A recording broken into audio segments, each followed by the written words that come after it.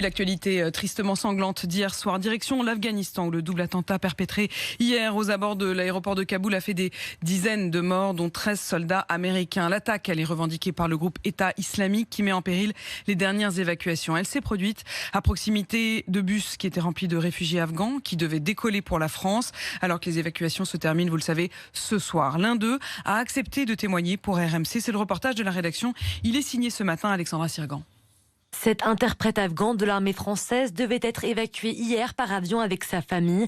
Mais dans l'après-midi, les attaques autour de l'aéroport l'ont obligé à faire demi-tour. Nous étions dans des bus à l'entrée de l'aéroport et nous attendions depuis 10 heures du matin. Et puis dans l'après-midi, nous avons entendu une immense explosion. Nous nous sommes dépêchés de partir.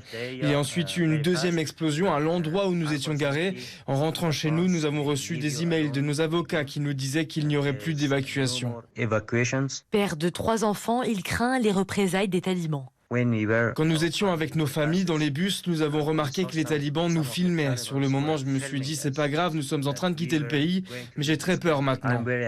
Ahmad, également interprète, a réussi à être évacué à Delhi, mais sa femme et ses 4 enfants, encore à Kaboul, devaient recevoir leur visa hier. Ils sont depuis sans nouvelles. Il n'y a aucune confirmation, aucune garantie. C'est la dernière chance. Sinon, c'est terminé, c'est fini. Certains cherchent déjà d'autres solutions que l'exfiltration par la France, explique Abdel Abdulrazik, président de l'association des anciens auxiliaires afghans de l'armée française. Ils n'ont pas d'espoir en fait d'être évacués par l'avion. Il y a certains qui disent qu'ils veulent fuir du pays, peut-être par la frontière des pays limitrophes comme Pakistan et Iran, Tadjikistan. Une alternative qui peut s'avérer très dangereuse car les frontières sont surveillées de près par les talibans.